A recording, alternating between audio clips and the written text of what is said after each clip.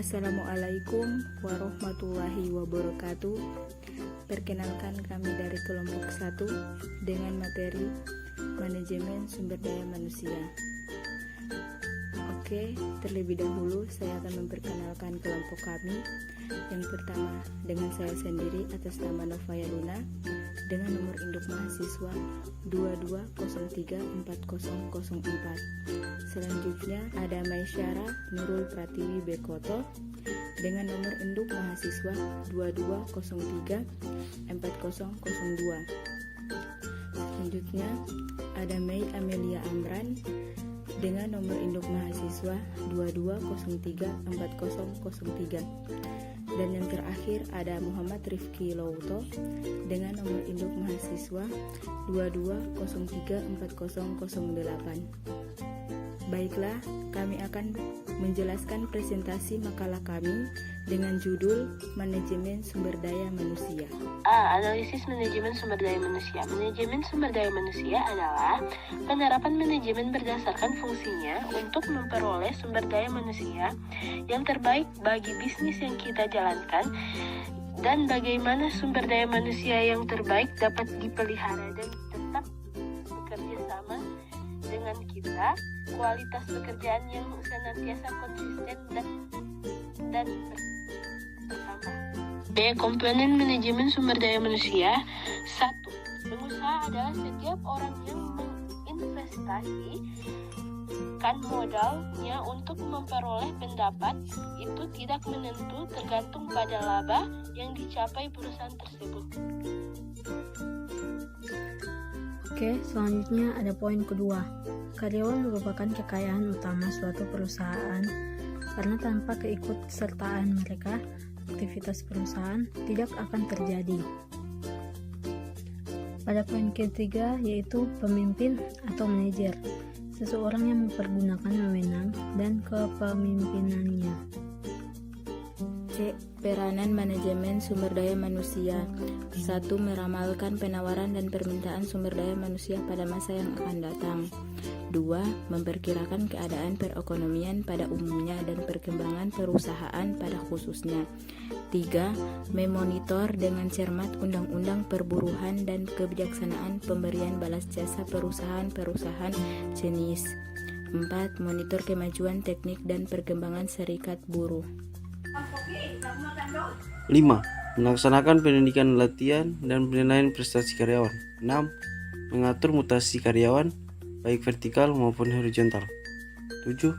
Mengatur pensiun, pemberhentian dan pesan gonanya. D. Perkembangan manajemen sumber daya manusia. Perkembangan manajemen sumber daya manusia didorong oleh kemajuan peradaban, pendidikan ilmu pengetahuan, dan tuntunan daya saing produksi barang dan jasa yang dihasilkan.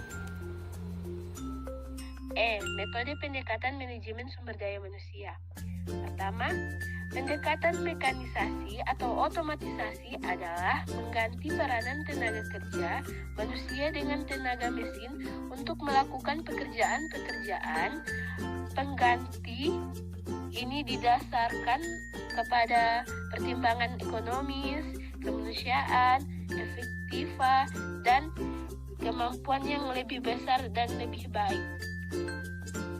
Kedua, ada pada pendekatan patronalis, manajer untuk pengarahan bawahan untuk bertindak seperti bapak kepada anak. Para bawahan ini diperlakukan dengan baik, fasilitas-fasilitas yang diberikan untuk bawahan dianggap sebagai anak-anaknya.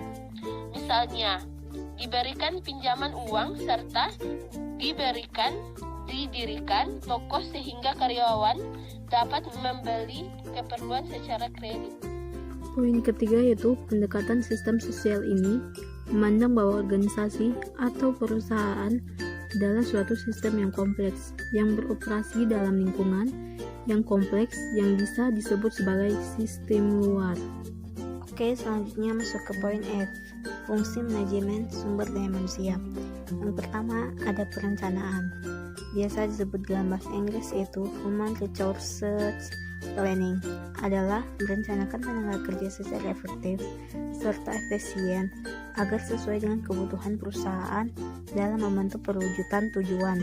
Yang kedua ada pengorganisasian, adalah kegiatan untuk mengorganisasi semua karyawan dengan menetapkan pembagian kerja, hubungan kerja, delegasi wewenang, integrasi, dan koordinasi dalam bagian organisasi yang biasa disebut dalam bahasa Inggris organization chart.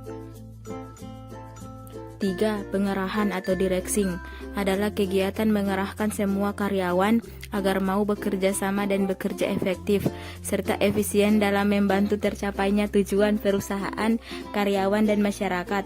4. Pengendalian atau controlling adalah kegiatan mengendalikan semua karyawan agar menaati peraturan-aturan perusahaan dan bekerja sesuai rencana. 5. Pengadaan atau procurement adalah proses penarikan seleksi sesuai dengan kebutuhan perusahaan.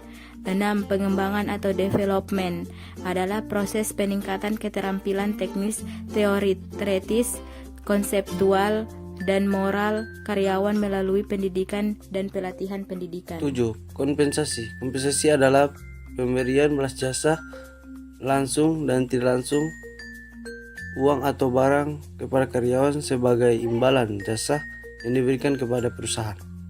8. Pengintegrasian. Pengintegrasian adalah kegiatan untuk mempersatukan kepentingan perusahaan dan kebutuhan karyawan agar tercipta kerjasama yang serasi dan saling menguntungkan.